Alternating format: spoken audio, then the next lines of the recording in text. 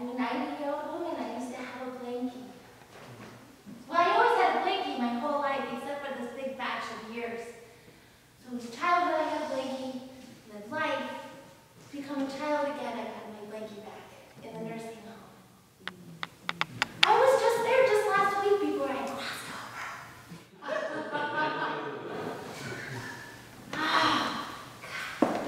I'm getting ready to go see the big guy soon. So, I got this dress. Do you think he'll like it? Yeah? I hope so. I got a lot of explaining to do. I do. But I think he's going to forgive me. Or she or he. I'm not allowed to tell you. When you first go to purgatory, you get a book and you learn all about what happens after death. It's not scary at all. Everybody's so nice. And the color of blue is everywhere. You look like you don't believe it.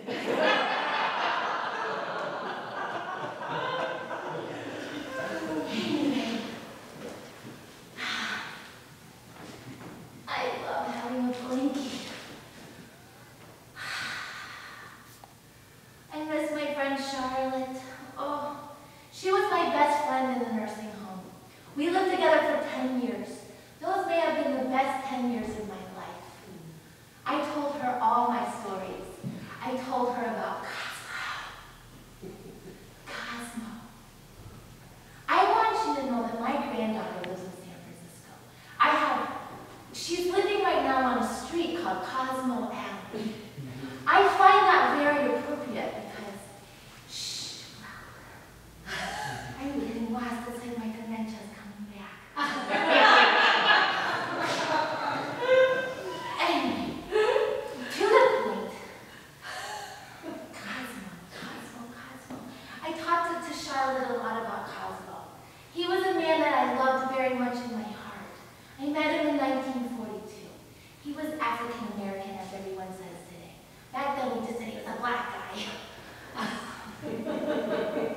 I loved him so much. We used to laugh together, and he saw me, Cosmo. He saw me. He liked all my stories. He liked my songs. He made me feel really special. But I was white, and back then it was very difficult for white people and black people to be in an interconnected relationship. It's kind of sad. I'm going to talk to God about that.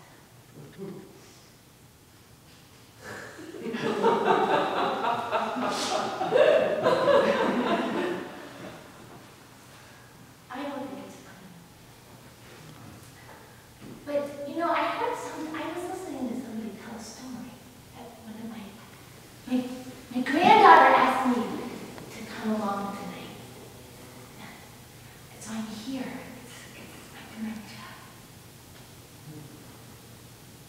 There was a fly in the room when I died. And there's a bug somewhere in here tonight. Did you see it?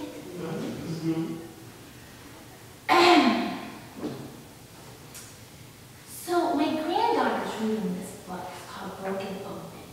It's a self-help book. She had given up on self-help books many years ago, thinking they all kind of say the same thing. But she found this one while she was back in Ohio, where I recently crossed over. I want to say I'm really sorry to my granddaughter. I'm really sorry. But things were tough for women back then. You didn't get to become who you wanted to be in the world. I noticed these pictures on the wall of these women from like the 1950s who look so happy and perky. That wasn't my life. I didn't get to marry Cosmo. I married a man I didn't love. And he was mean to me. And I let him be.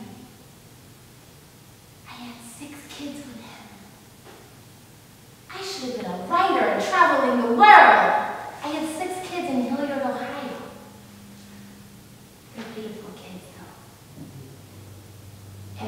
funeral, they were all there. 6 kids, 11 grandchildren, 6 great-great-grandchildren. It was a Catholic funeral. I was watching the minister, the priest. I think he's gay. I kept thinking, I wish I could tell him that my granddaughter lives in San Francisco and we could go there and go to a place where he's accepted. I think that's why my granddaughter moved to San Francisco.